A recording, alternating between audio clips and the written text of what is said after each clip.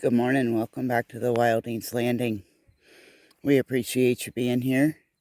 Little introduction, little background. We're an off-grid homestead of 2.5 acres, hoping to expand in the near future. We camp here 3 to 4 nights a week, sometimes more, sometimes less. We are semi-self-sufficient. Well, we have solar. We're powered by solar, propane. Of course, behind every good solar system's a generator, generator.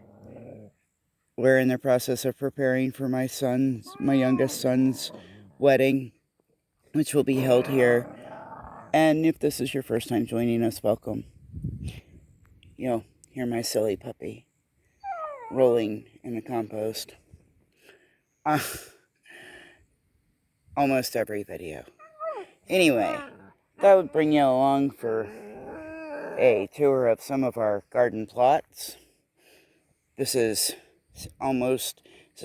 22 by, I'm going to show you this little guy. Anyway, I almost put my hand on him. This is 22 by 27 plot of corn. What's that, like 550, 600 square feet, a little shy of 600 square feet of corn. It's double row planted. I don't know if you can really see my rows yet. Now we've watered it in and stuff, but kind of furrowed some rows. The straighter ones are the ones I actually planted.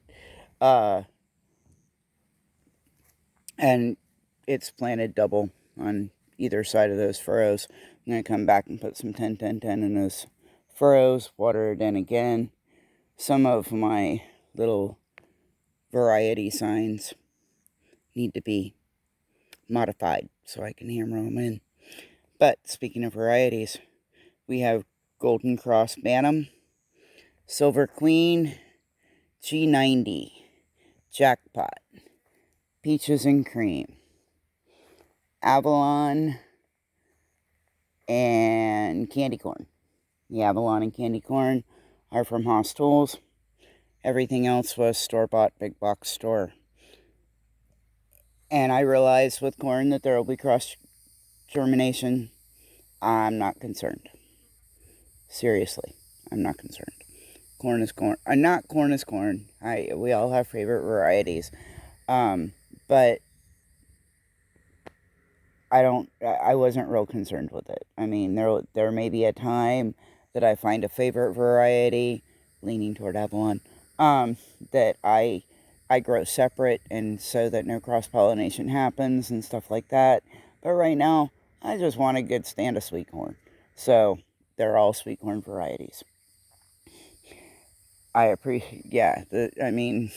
Last year we planted 1 pack of Avalon.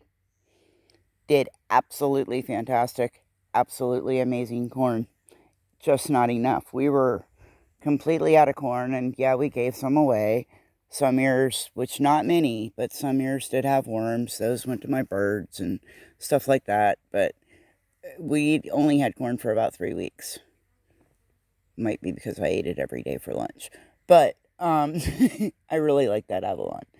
Anyway, it wasn't enough. It was maybe a quarter of the size of what we're growing right now.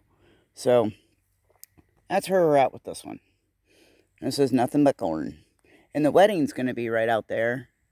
And the kids think we have sunflowers planted along the edge of the corn patch right there. I don't think we're going to get them up before the wedding. Not those. The ones I planted in the pots, we'll see. We'll see. All right. And right behind us, we have what we refer to affectionately as the volunteer garden. And bear with me while we walk over there. This gate was left open last night. Oh, while we're here, I can show you a little prize here. Our muscadines. Right there. See them? Are they showing up in the... Yeah, they're there. Muscadines. Excuse my very dirty nails. I've already been playing in the dirt today. some new growth on our muscadine vines. And 3 out of 4 of the ones we planted took, so happy with that. We pulled up our potatoes, and I'm not going to talk about it. That's how bad it was. Not even worth time in the video. Grrr. Anyway, onward.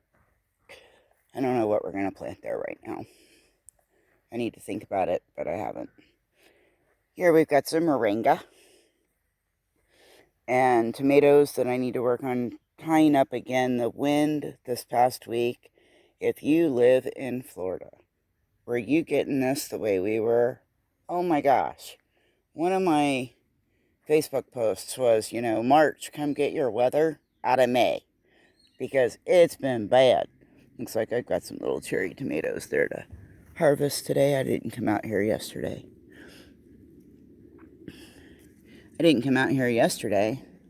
because, take a little pause, tell you a little about life. Our middle son, who's almost 30, been a commercial fisherman on and off for 10 years. He has dreamed of going to Alaska and fishing since the very first time he ever watched Deadliest Catch. Although he won't be on a crab boat yet. He's working toward it, but he won't be on a crab boat yet. Got word a week ago yesterday that he was hired on to a salmon boat in Alaska. If you hear me pausing, it's because it's a very mixed emotion thing for me. I'm very, very, very, very proud of my son. This is a lifelong dream come true, and I am extremely proud of my boy. However, my mama heart is going, my boy is going to Alaska. My Florida native son is going to Alaska. So yeah, you guys keep him in your prayers. Just pray for safe travels to begin with. Pray for, there's 4 layovers between here and where he's going. Just keep him in your prayers. Keep all of us in your prayers. And while I was ranting about that, I was showing, kind of looking at our eggplant. This drought that we're in, this lack of rain is just really getting us. As I said in the introduction, we're off grid. I really depend on that rain. I do get water from my neighbors on a regular basis. They're great about, letting me get it anytime I need it. Sometimes they know I need it before I ever speak up. So they're absolutely awesome. And if without them, I wouldn't be growing anything. Plain and simple. Without them, I wouldn't grow anything.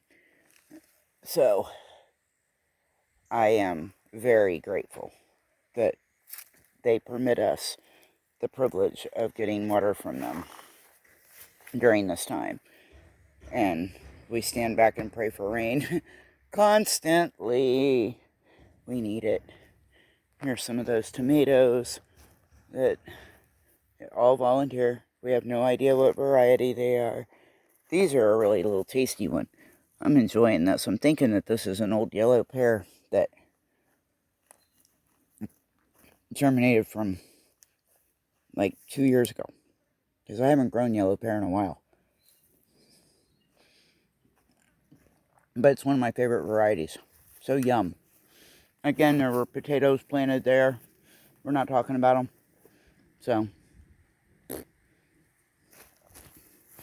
here I have sweet potatoes. Ooh, my slips look rough. Yeah, I'm gonna get out here and do something about that. But the first 3 rows are Georgia Jet and Centennials. These 2 rows didn't get planted yet.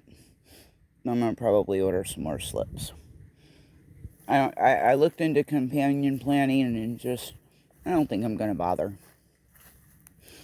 Over here in my little garden, the sweet potato patch is small too, but this is the littlest one. Swiss chard and collards. Neither one are doing much. Swiss chard's doing a lot better than the collards. I'm probably going to pull the collards And maybe, I don't know, I might just do flowers for a while. Put some zinnias and stuff in here. I don't know yet. That'd be really pretty. Undecided. And then we take a walk by the mulberry bushes. Will be trees sooner or later. Get a little snack. Looks like my last one for a while. But we've got some more crappy lighting here. We got some more coming.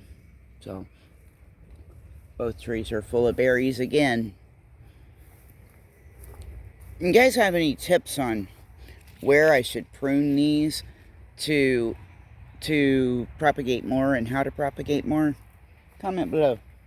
Because 2 ain't enough. Just not enough. And we'll take a walk around the tomato, pepper, and more garden. We've got royal Burgundy bush beans planted along here. They're just starting to sprout. Never grown these before, so this is a newbie for me. And next to it, we have, looks like we have a tag failure. But other than the tag failure, we have a green crop bush bean. Both of these are from Haas Tools. Highly recommended on this green crop from Southern Latitudes. And we're not far from one another in the same zone and stuff. So she grew them early spring. You know, she's kind of done with them at this point. Or she's harvesting from them at this point. I asked her, what do you think how do you think they'll do during this, warmer months? I don't know. So I opted to try it. And this is a weird spot. It's shady until about 9:30, 10 o'clock in the morning. Real shady. And then it'll be off and on between, late afternoon. But this gets a lot of sun most of the afternoon. As those peppers grow up, these will be shaded more. So we'll see. We'll see how they do. Cora, come. Out. Not allowed in this one. Good girl. And again, we've done a little walkthrough in these. I'm not sure what kind of peppers we've got growing here because my tags, I meant to come back and label them and didn't. So harvest will be fun. It'll be exciting. We have a couple of Tachi tomatoes growing here. I'm going to get some more started and see how they do during the summer because this row right here gets shade as soon, this lattice really does throw off a lot of shade over here on this first row of peppers and on this side. So I'm thinking about putting some more tomatoes over here. And we've got Cherokee purples here. And back here we have Chef Choice Orange all the way down, I believe. Yeah. And then I have the Florida 91s and Romas on this row. And yellow and red brandywine on this row. And they're all doing real good. I saw some of the cat face blossoms. If you don't know what that is, it's when two or three blossoms phase together. And the tomato that they produce is kind of goofy looking. And I saw some doing that. I don't see them right this second, of course.